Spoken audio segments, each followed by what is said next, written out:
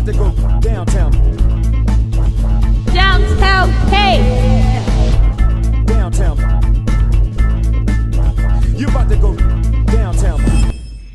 Good morning, good afternoon, good night, and welcome to another week's episode of Downtown Podcast. Don't waste no time with negativity. Now, today I am very honored to be sitting with none other than Ty Woods. You might know her from her non-for-profit organization, Opportunity Knocks, or her beautiful series she has with her partner, where they really dive into the realness when it comes to love and entrepreneurship. So welcome, Ty. Hi, everyone. Thank you so much for just joining me today and choosing not to waste any time with negativity. It's what we're all about. And first and foremost, I just want to say thank you to everything that you're doing for the young people and the youth. And it's so selfless. Yeah, it's something that fuels me. I know where it started with me.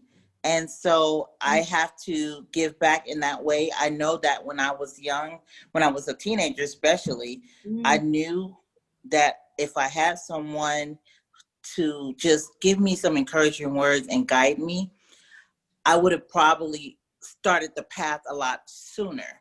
Not that I didn't get to where I ultimately was going to be anyway. I think that I would have got to it a lot sooner than what I did. I agree. I love that. I always think that to myself as well. Ironically, you saying that, I just had that conversation with my father. And I was like, you know what? Like, don't feel bad about it, because I still feel like we're, in the path that I'm supposed to be taking. So don't feel bad about it. I was trying not to start so deep, but I can't help it. There's no like slowly getting into it with me. I'm sorry, Ty, but you mentioned it, and let's just go for it. So what really drives you? What is your passion behind what you're doing now? I know we haven't fully gotten into it yet, and we will, but like, what is just fueling Ty to get up in the morning and continue being you? I want to be the person that I wish I would have had when I was younger. For other kids who look like me, who came from the same neighborhood as me. And I know that there are going to be people inspired because they're going to say, wait a minute, she comes from the hood. She went through a whole lot of mess. But you know what? If she can make it out, I know I can too, because my stuff is not that bad. When I hear about what she went through, this life is a piece of cake compared to that. And so I want to inspire people to be a better brand of themselves. That's my number one goal. And at the end of the day, it really doesn't matter what people say about you. It's what you say about you, because that's going to be the biggest conversation that starts or stops anything that you do. So yeah, somebody may say, oh, you're never going to be anything. But the moment you start saying it to yourself, oh, you're never going to be anything, that's when you start believing it. So my goal is to start reprogramming what people have been saying to others negative, and start reprogramming them with positive things, positive words, positive affirmations, and then give them a different narrative about themselves. Like, what story are you playing in your head? What narrative are you playing in your head that's making you think that you can't do it? And that's the narrative that I'm hoping I change through my show, through Love and Entrepreneurship, through my mentoring others, and through my Opportunity Knocks. I love that. Like, I myself was here listening to you, like, yeah, ready to get it. And it's very important that the people behind these types of missions make you feel this way. Have that purpose behind what they're saying. And I definitely do feel that and respect that from you, Ty, honestly, because I've been watching your page and studying, and I really do genuinely love what you're doing out there. So let's Oh, give thanks. people a better sense for the gift that you are sharing, the selfless gifts that you are sharing. So what can you tell us about Artportunity Knocks? And yes, people, it's not opportunity, it's art. Thank you for saying it right. Yay. Okay, so Artportunity Knocks' mission is to empower youth to make positive and smart choices while increasing their opportunities in the arts and education and community service and bridging cultures. That mission was a spinoff of what happened in the 2008 recession, when all of these art classes and schools cut the arts from their funding, and they put all of these art teachers out of work. And what happened was, as a result, kids like me who actually went to school to be in the band and went to school to be a part of the chorus and drama, I saw myself being left out.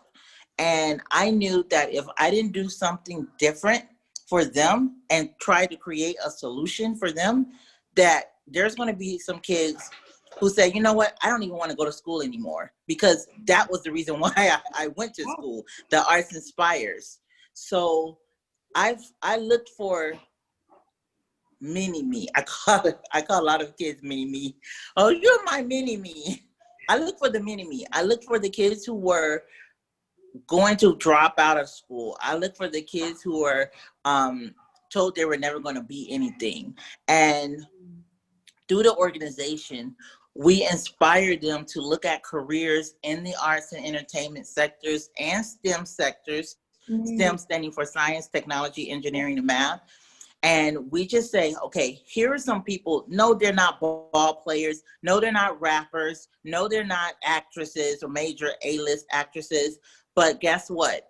These are working artists. These are working dancers. These people are working behind the scenes with lighting and sound and production and engineering. And they're making a pretty good living. And this is how you do it. So we created these courses and camps and opportunities for young people to explore careers in the arts and entertainment sector. And now we have over 20,000 students who have gone through the program and have touched even more than 100,000 through our professional development that we do with the teachers who are all across the country. So we have a now 50-state impact, and all started from getting fired. So there's some people that probably got fired during the pandemic, and I'm like, okay, great, opportunity knocks. So this is a great opportunity for them to start that business or to start that class that they've always wanted to take or learn that new trade. This is the perfect opportunity. Love it. Love it. Love it all. Love it all. I'm giving like myself plus the audience like about 2 seconds to just digest. Look it all in. Like it was just it's everything. You're like everything I wish that I had when at those ripe ages going to school. I remember I wasn't that good in English in the earlier years in elementary school, or so I thought, right? Ironic, the field I'm in now. And I remember it one year, the regular English teacher wasn't the English teacher anymore. And it ended up being the drama teacher, because like you said, they did the funding switch, and it was my drama teacher ended up being my English teacher and my drama teacher. And I love my drama class teacher. Like her name was Miss Barnes. I resonate a lot of the characteristics and the things you were saying. I resonate a lot because she was that person for me when I was in high school. And it wasn't until her then at that point I was able to start really appreciating the art of Shakespeare and appreciating the art of words and appreciating just the art of writing and all the things engulfed in it, and how it really does affect our everyday life, as opposed to just, oh, you're writing, so you need to know how to write. It takes passionate, selfless people like yourself to really just look at our future and be like, hey, I'm not going to leave them out there hanging. Like, just because the person you thought, which is a lot of what I'm learning now in adulthood, the people that you thought would be the people right beside you, right behind you, pushing you towards your goals, sometimes it's the people you don't even really know, right? If you can recall, who might have been one or a few of those people for you that helped to pivot that point in your life? So I had a high school teacher. His name is Mr. Coleman. He actually passed away not too long after I graduated, but he was one of the very few people who looked into me and said, you're a leader. You are a leader. Like, kids are following you and you're not even trying. Why don't you start? And I was at the time at a predominantly white school. So why don't you start a Black student union? And so I became the president of BSU. And I started the club just to give the Black kids on the campus a place, an outlet for them. And then it just kind of spiraled out of into this huge organization. But may And I it's still pause you going for a on moment, today. Ty? That is Yeah. a very key, important factor. I don't know if you picked up the gems that you're sharing with everyone. Oh, Regardless no. of the fact that Mr. Coleman, did I get it correct? Coleman, yep. Thank you. Despite Mr. Coleman giving you that advice, right? A lot of people will receive those instructions, receive those bright ideas, receive those opportunities, and they won't follow suit. They won't follow up.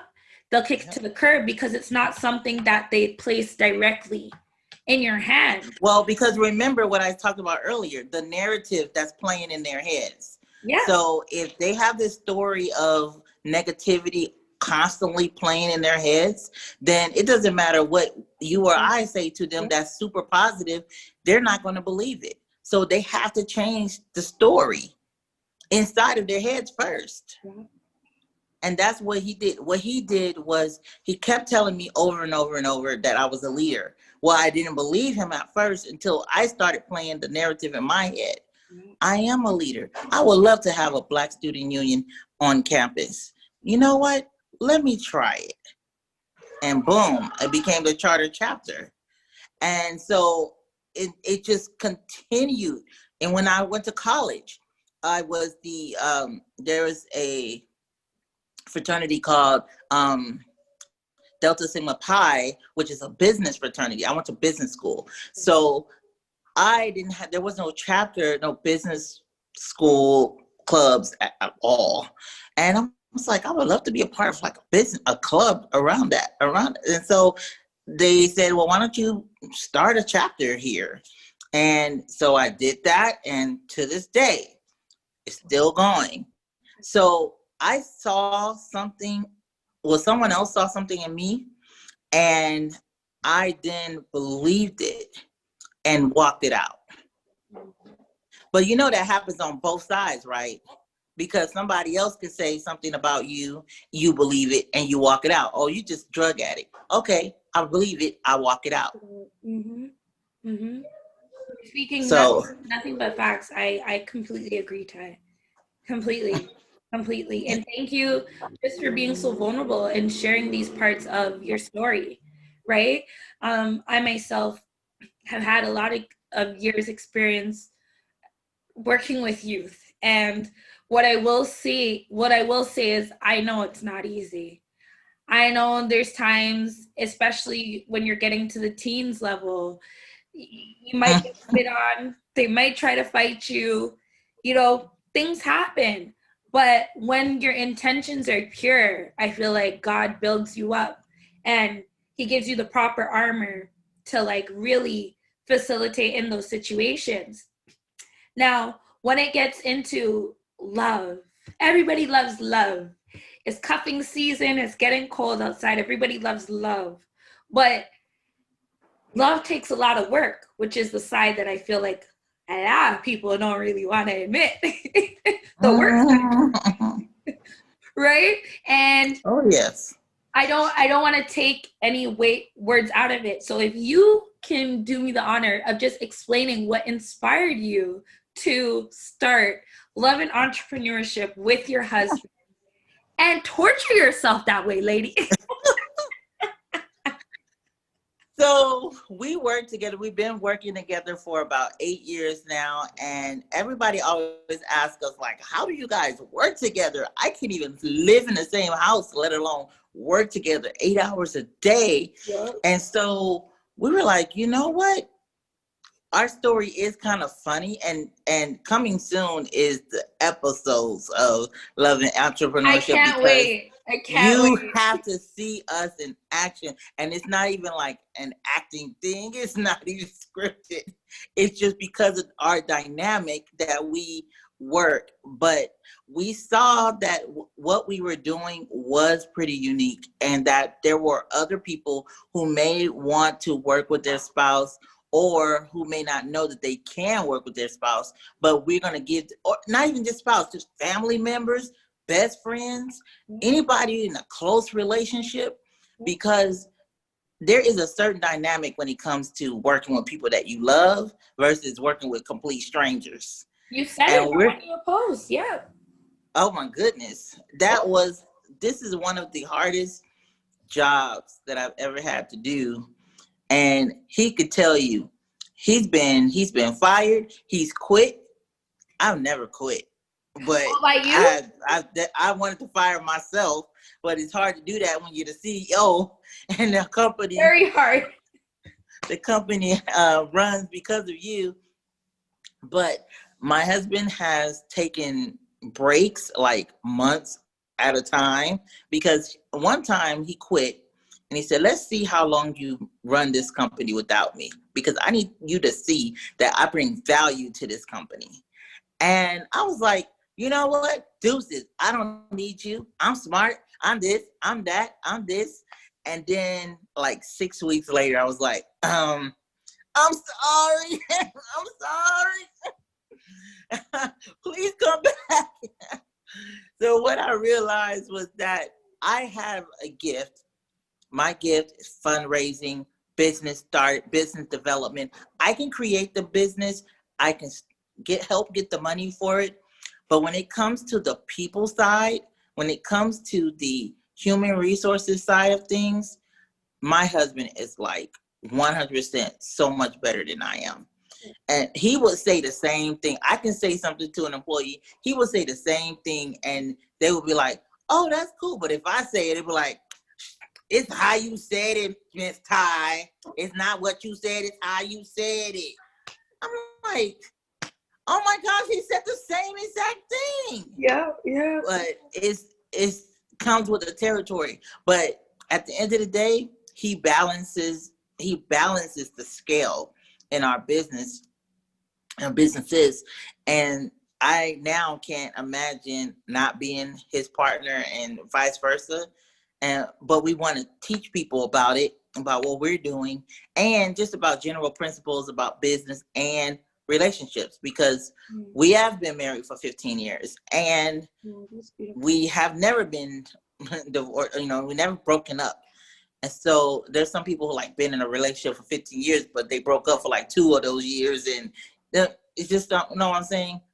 We just learned how to deal with each other. Yeah. Not deal with though like that. No, I totally I'm right with you. And that's beautiful. 15 years is nothing to play with. Yeah, I was like 10 when I got married. Oh my God. And he's still making you blush, so that's a beautiful thing. A beautiful thing. Yeah, he's an amazing guy. And one of the things that I noticed really early about him and why I was like, oh, I better hold on to him, is that he was a man of his word. And when I mean like super integral, he would say, I will call you at 11 a.m. And he would call me, phone ringing at 10:59. Every time he said he was going to call me, he called me. Every time he was going to pick me up, he picked me up. And if anything changed, he made sure he made notice earlier than later. And he just was really over considerate about my feelings. And that was like, okay, yeah, he's a keeper. Yeah, yeah. And especially for Black women, forever, but more than ever today, where, you know, a lot of times we feel like our voices aren't heard, or we're not quite as respected as the male counterparts. It's imperative to find a partner that shares these values with you and doesn't leave you feeling like how the rest of the world sometimes allows us to feel. So I'm praying and wishing you guys 15 and forever. So that is okay. 15 and forever, okay, Ty? Yeah. Don't kill the man. Take it easy. I know. Well, for us, we're best friends first. And so we don't look at it like I'm doing time. I put in 15 years to life. 15 years to life. Yeah, but I don't look at it like I'm doing time. I look at it like I'm doing life. I'm doing life with my best friend. And just like if you have just a best friend from like kindergarten, it's the same kind of dynamic, but of course we have the romance part to it. But I truly, like, even to all the single women out there, I usually just tell them, hey, usually the guy that's going to be the one is usually somebody you know, like, really well, and you just didn't look at them like that because they're not your, quote, type in the beginning. But they can become your type when you apply well, that's a different story. I actually had this conversation with my sister, and she was just like, I just can't be with somebody that I'm not attracted to. I said, well, I'm not talking about with some unicorn looking dude. I'm just saying, like, it may not be your initial type, but not somebody that's horrendous to you. Beauty is in the eye of the beholder at the end of the day. So someone who you may have like overlooked could actually be the person of your dreams, and that you could actually live this life out with together. People look at marriage, they look at the wedding. They're not looking at it like, oh, this is a partner. This is my partner. Like, I want to live life with this person, and not just all about the googly feelings in your stomach, you know? Yep. I agree.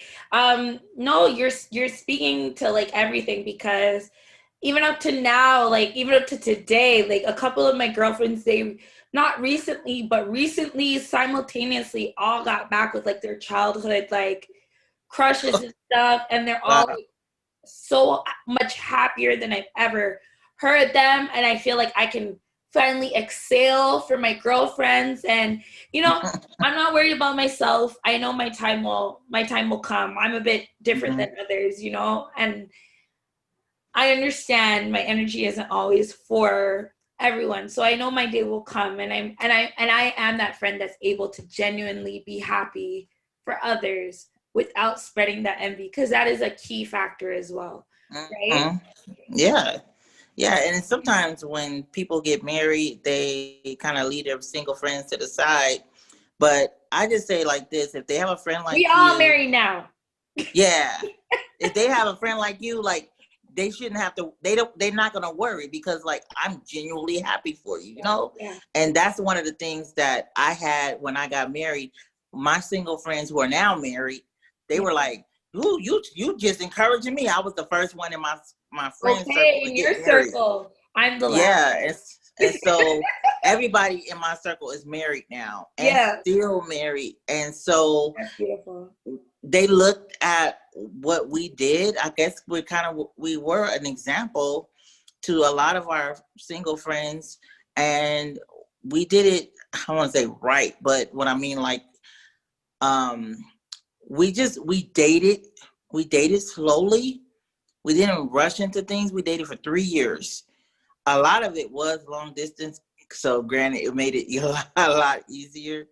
But we put God in the middle of our relationship, and I mean, it wasn't perfect, but what we did was we slowed everything down. And then we got to know each other as like a person, a friend, and not as a romantic, just, you know, always, ooh. Next thing you know, you like, you can't see nothing because you all blinded that by foggy lust vision. Oh my God. yeah, you can't be blinded by the D all the time. You gotta like wake up. Ooh. Somebody like, ooh. I just spoke to somebody. Ooh. Ooh. No, Somebody was like, oh my gosh, you just talked to me. Oh my gosh, I know that was me. That was me. But it's really like once you slow the pace down, you will save yourself a lot of heartache and pain when you slow the pace down and you get to know their character, the person behind the clothes. Like, who is the person deep inside? That's who I want to get to know. And if I find that that person matches like their spirit matches mine, now, like, let's take it a little further. But if we like just automatically like just jump in and then boom, we just boom, boom, boom. So after hot. 6 weeks. Yeah, everything is like blinded. And then you don't really see that they're a jerk because you're blinded by everything else. And then people gonna be like, you didn't see the red flags? You didn't see the red flag? Like, no, I didn't. It's true. So that's my advice to the singles out there, men and women, not just women. Thank you. And like another like serious aspect of the whole love and entrepreneurship is the finances. You have your business finances, you have your living finances, and you have your relationship finances. I know that. Yeah, so you know the number one reason for divorce is not cheating. It's actually finances. And it's the reason why. Because number one, people they're not honest about their finances before going into the relationship. But once they end, they hiding a bunch of stuff, and then the spouse is like sideswiped by some major debt, and you're like, what? Where did this come from? Like, we can't buy a house because. And so what we're doing in our show is we're taking like, what are the practical approaches to getting out of debt? What are some of the practical approaches to even just making more money? That's why one of my books is called 14 Ways to Earn $1,000 a Month During a Pandemic. Yeah. It's a long title, but it is so true. Because I went through some of these things during the recession in 2009. So I was like, I know if I can make money during the recession, I can make money during a pandemic. Because I did it before.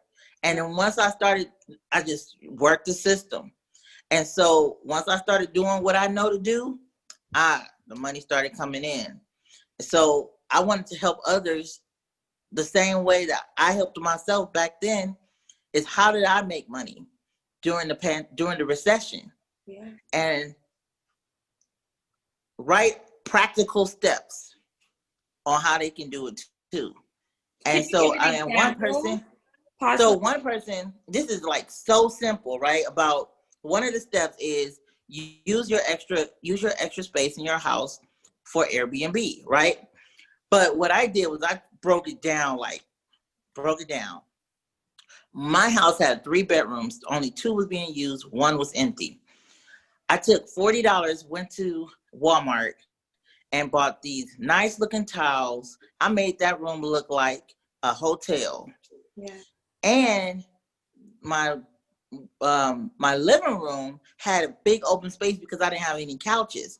Yeah. So what I did is I went to Walmart, bought an air mattress and fixed it up real nice. I'm telling you, this air mattress was nice too. It's one of those high ones. And I fixed it up real nice, put some towels, put a mint on top of the towel, and I called it a crash pad. Nice. And I titled it. I said, look, this is not a hotel.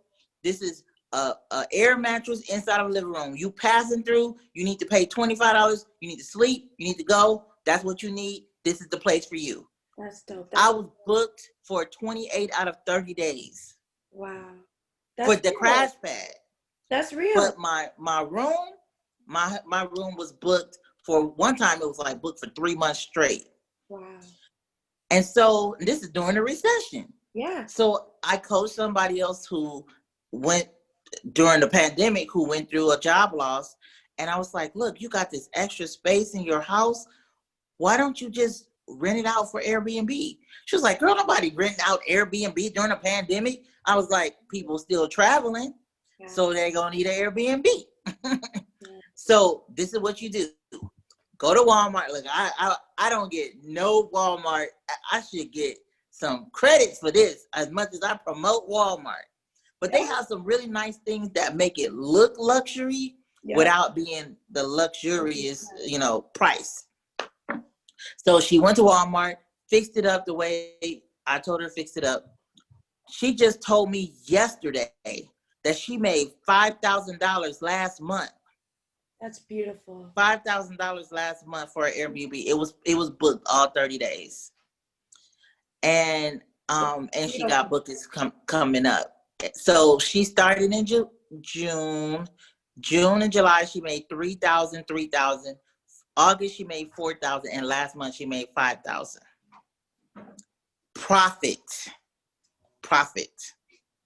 So that's just one. Another one was the free become a freelancer, and I literally gave this is a secret gem that I use. So I'm not a graphic designer whatsoever. Logos, websites, none of that.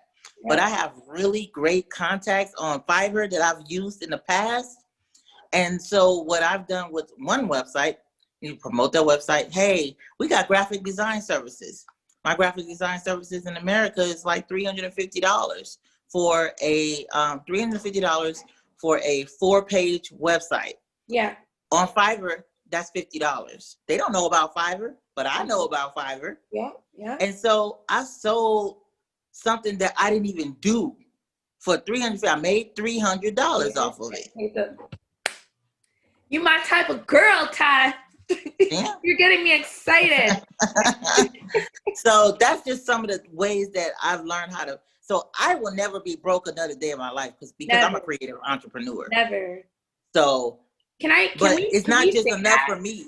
Can we say that together as an affirmation? And I want, if you guys are watching at home, say this as an affirmation. So on the count of 3. 1, 2, 3. I will never be broke another day in my life. Never. And even if you want to write a sticky note, just stick it on your bathroom window, bathroom mirror, and every time you brush your teeth, you say, "I will never be broke another day in my life." Never. You know what I'm saying? Like you get it in, because there was a time when I was broke and homeless, and everything that I said then, I was saying it then when I was in a homeless shelter. I was saying I would never be broke another day in my life. From that point, I started taking the steps towards freedom. Yeah. And now I'm free. Yeah. So now it's not enough for just me to be free. I need for you to be free. I need for everybody to be free. Anybody who will listen to me. Yeah. I agree.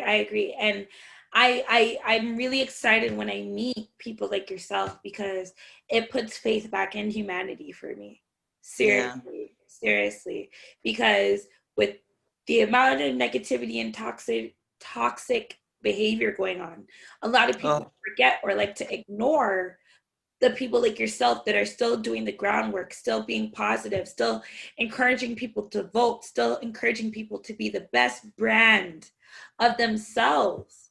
Now, when you're really dealing with a negative person, because this is a staple question that we do ask here at Downtown. So I would love to ask you this question. What is a recent situation where you could have wasted time with negativity, but you decided not to waste any time with negativity? You steered clear and you dealt with it in a way that probably people wouldn't have expected you to, but you did. Oh, well, so recently I was involved in a business situation where, I thought that the person was very open with me and, even becoming friends, but I noticed that they started like making jabs at my character. And I'm like, you know, this is not the type of person that I am. Yeah. I'm like one of the most, you know, coolest people. Look, if I was me, I would be friends with me, you know? Yeah. But they just like kept making jabs about my character and my motives and things like that. And then they just was like, you know what? I don't want to have nothing to do with you. I was like, what? Okay, what's going on with this?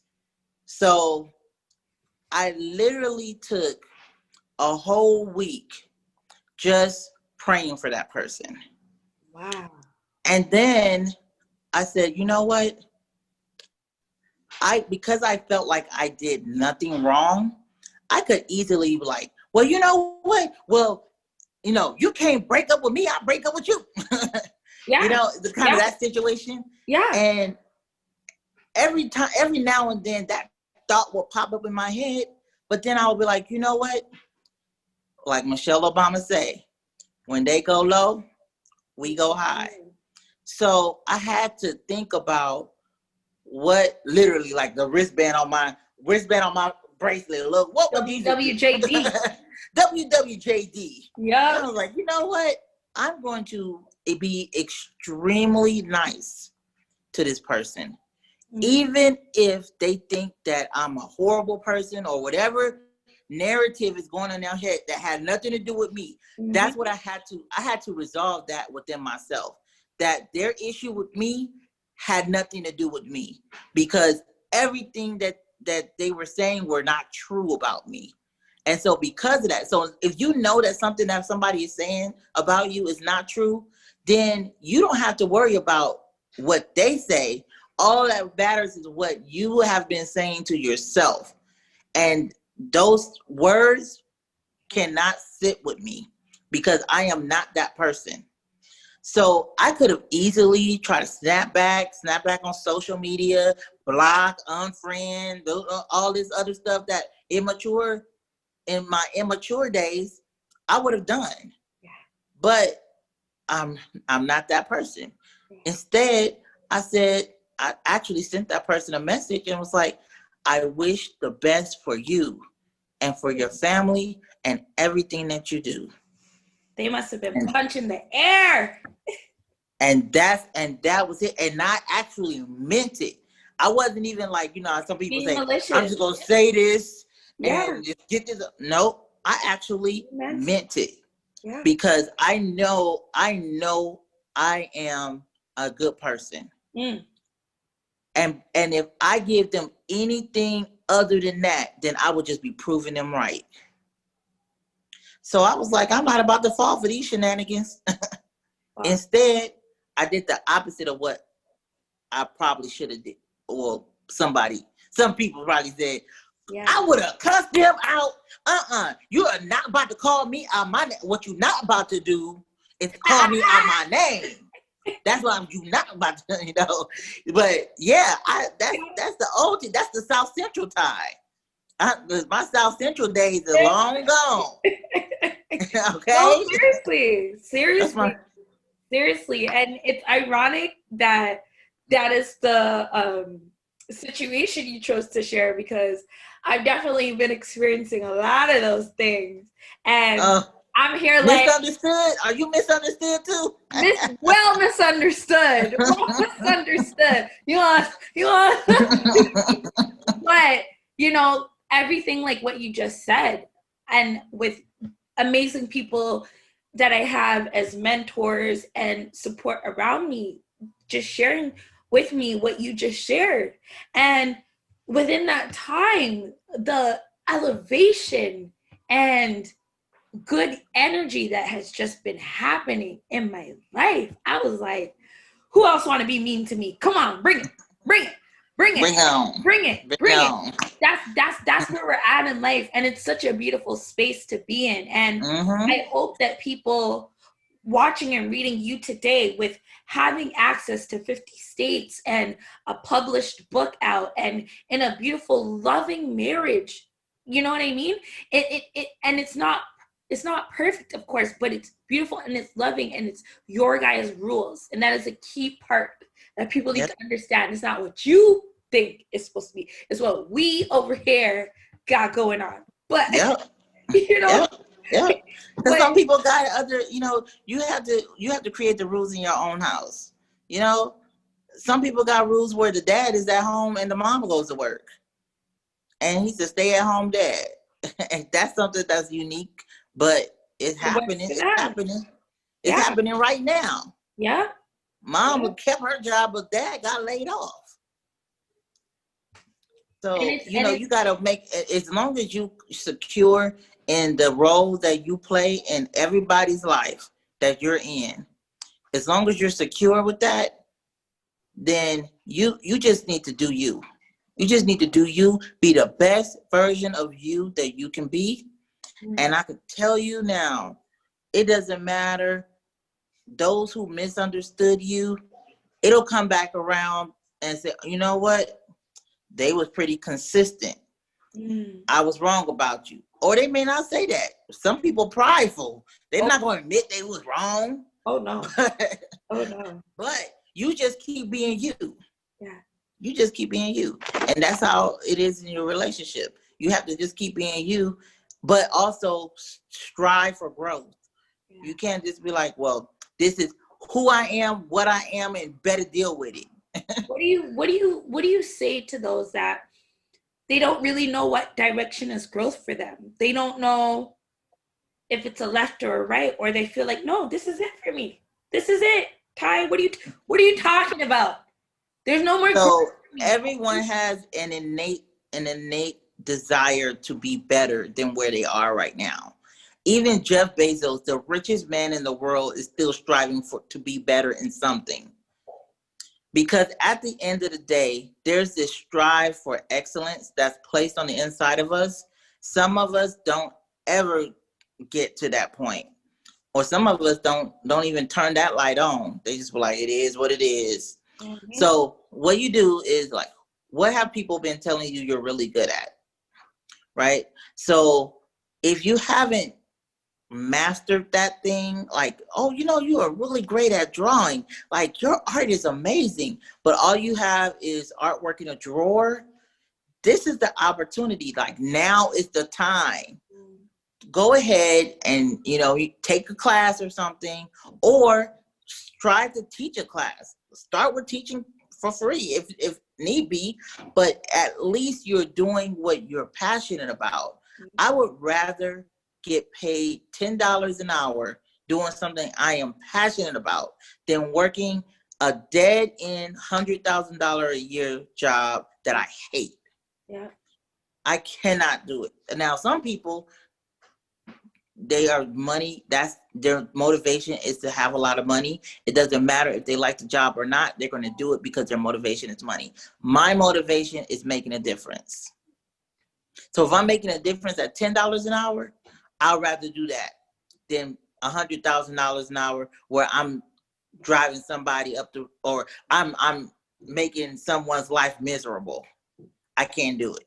I can't even live with myself. And I've been told plenty of times, like, the real successful businesses, it's when the base has value. There's a value attached to it. Like, you can't base a business on monetary beliefs alone and believe that that's what's going to flourish. There has to be value, a real purpose and passion behind it. Now that leads me to my second question that we ask everyone that comes with us here at Downtown. Don't waste no time with negativity. Now, we have the 4 elements, and the 4 elements are earth, air, fire, and water. Which one do you represent or represent to you the most, and why? Fire. Ooh. Fire, because I'm so passionate. Oops. Didn't realize my phone's like that. I'm so passionate about what I do, and it comes out very passionate. And people are like, "Woo, you on fire!" Well, that's because when I talk, I believe what I'm saying, and I want you to believe it. So it comes out like fire. So mine is definitely fire. Yeah.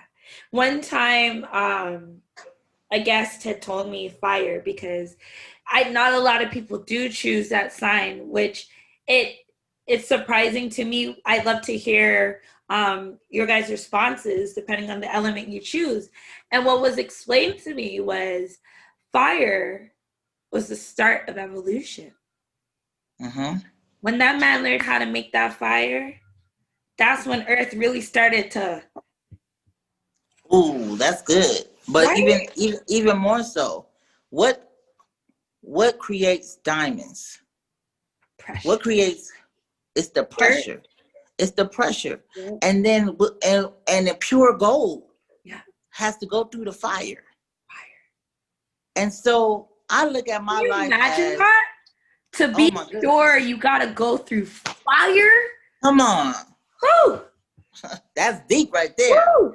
Woo-wee. But I have gone through the fire and I don't even smell like smoke. Come on, somebody. I'm feeling it. I don't. Y'all feeling it. Okay, y'all felt that. Seriously. Y'all felt that. Seriously. So that's why I chose fire. You know, it's a lot of different reasons why people would choose fire, but I would say that my life was like fire. And if you look at me now, I don't look like what I've been through. And that is a true, that's the purity of the gold. Yeah. It had I not gone through that fire, I don't know if I would be this passionate about the lives that I'm trying to change and the mindsets that I'm trying to change. Yeah. I don't think I'll be this passionate. I'll be like, okay. Yeah. It's cool. Like real laid back, you know. No, it's true, because when you think about it, it's like, I love where I'm at now. But it's like that bittersweet moment of having to realize, if I don't go through that, those really, I almost swore, Ty, those really horrible things that I was just like, you know, when you have to say that prayer in that moment, like you don't know if you're about to make it out alive. I know you know what I'm talking about. Yeah. You have to make those declarations to God, like, if you get me out of this, you get me out of this, I swear I would. I'll be in church every Sunday. Offering in hand, like seriously, right. Seriously. I know you resonate with that moment, because people who've been and I bring it up, they know exactly what I'm talking about. Yes. You have that moment with God, and you're like, if you bring me through, let me ask you a question, and I've never really asked anyone this, but we're here. Have you broken any of those promises to God that you made in those moments yet? I have, because I would say I'm back on the track. So I started struggling with my weight in my late teens, and ultimately led me into a hospital bed with high blood pressure and just a lot of health challenges as it relates to my weight. And I was like, God, if you just get me out of this, I promise I'll eat right, I'll exercise, I'll do this, and that. And it literally took 5 years before which was last December, 5 years from that date. And then when I went back to the hospital, I made the promise again, but this time I actually stuck through it. So since December of 2019, I've lost 45 pounds and I'm still in weight loss mode. So I do have I'm halfway there, 50 pounds Listen more here, to go. sis. I'm looking at you. Your skin glowing. You looking beautiful. Thank you. Your That's the water. Drink the water. Myself. That's the water. But you know, I resonate, and I know me saying this, and people, oh, but you're not that. It's not about the appearance. It's like a mentality. Ty, I struggle. I can be that vulnerable, and because you shared that with me, and I struggle with food. People don't even know. Like, I may joke about it with my friends and stuff, but I like the definition of an emotional eater, put my face right there. Okay? Yeah. Happy, sad, I'm eating. I'm eating. Yep. You know? So I know whether it's 5, 10, 15, or 45, it is a huge accomplishment. So Thank you. congratulations to you, and take it one day at a time. Every Yep. day I'm waking up and I'm like, I'm gonna work out today. Today's the day. Day one. Day one. You know how day one goes. You know how Yep. day one goes. Day one. Okay. Next week. Okay. On Friday. Okay. On Sunday though. This time on Monday morning when I wake up, I'm gonna get up, Right. put my shoes on, and I remember actually putting everything on and And sitting in the chair and was like, fucking I don't want to go. yeah. And I kept the clothes on all day. Yeah. I was like, I don't want to. I'm gonna keep these clothes on until I actually make myself go and work out. And it became my outfit for the day. Listen, I've done a whole workout. I mean, with my partner, everything. Oh my God. And I looked at her and I was like, you want to go to Red Oh, Lobster? And she was like, yeah. I was like, oh, Right. and gym outfit and everything. So we've all been there. And I hope you guys are watching. This serves as motivation because look, Ty has gone through it, but she's still able to sit here and tell you guys, look, I'm 5 in and I got somewhere to go. So it's okay. It's okay. It's okay to make a mistake. It's okay, but fall forward. Fall forward. Like don't there's a proverb that says a person that falls 7 times, but you get back up again. So even though you like, oh man, I made a mistake on, should have ate that, I shouldn't have did this, I shouldn't have did that, I shouldn't have dated that person. You know, all of these other all of these things are just their falls, but what makes you progress, and when you asked that question earlier about growth, is the person who don't grow is the person who didn't get back up and keep walking forward. That's the person who doesn't grow. So all you have to do, guys, it doesn't start. Just get up and start walking. Yeah. Just start walking. Like you dropped out of college, just register again. Like just start walking, move forward. Even if you take one class is better than doing nothing. I agree.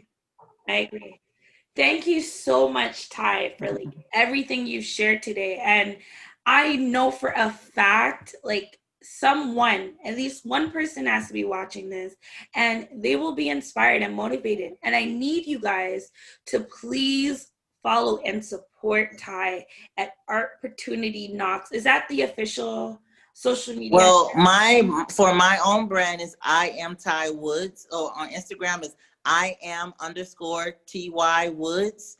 And then on Facebook is I am Ty Woods, all no spaces.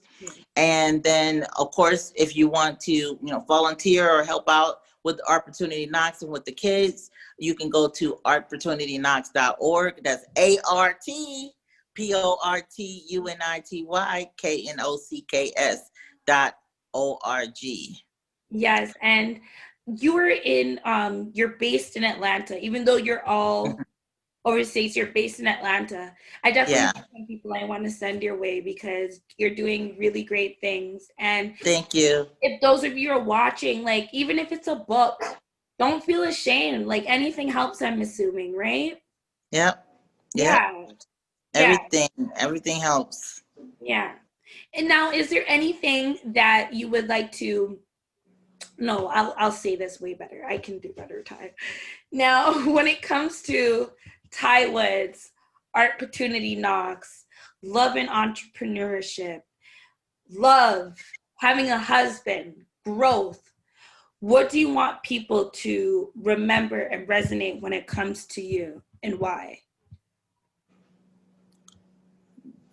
Oh, you know what? Out of all the questions, this is the one that gave me a pause because there's so much You want to do. and I never really narrowed it down to like one statement or one sentence. Mm-hmm. But I would say never give up on your dreams, your hopes. Never give up. And it doesn't matter what it looks like, guys. Anything could change at any moment. Never make a permanent decision to a temporary problem. Never make a permanent decision to a temporary problem. Like, oh, I'm feeling lonely, so I'm going to go and marry somebody. Or I am feeling down and I'm going to slice my wrist. Woo. So all of these things are temporary. They will change, but you just have to stick in there. And then you fall, you got to get back up and start walking forward. Exactly. Just keep walking. And eventually you'll see the light at the end of the tunnel. Like I did, guys. I don't want to end on no low somber note. No. I saw the light and I kept walking, and now I'm in the light. And I'm living the life, my best life, actually. You know, it's not a hashtag. This is my best life, in the house of my dreams, the car of my dreams, my husband of my reality, and the family that I've always wanted. So everything is because I didn't give up. And I didn't make a permanent decision on a temporary problem. So I think that's what we're going to title this one. Usually I have to watch the interview all over again, and then I'm inspired by what to title it. But wow. That's a first. All right. And it seems so straightforward and common sense, but we need to hear it. We need to hear from people like Ty Woods. We need places in the world like Opportunity Knocks. We need environments and spaces like Love and Entrepreneurship to just continuously fill this space we call Earth with encouragement, inspiration, motivation, and reminding us, don't waste no time. There was time like negativity. All right. Thank you for inviting me, guys. And I look forward to hearing from all of you who's watching. Make sure you follow me on I Am Ty Woods. And I cannot wait to meet you guys. Yes, thank you so much, Ty. You guys, this has been an amazing episode, and I hope you guys are feeling just as inspired as I am. And make sure to reach out and support, because the children are our future. Seriously. I believe the children are future. Hand it out on a high note. Oh my goodness.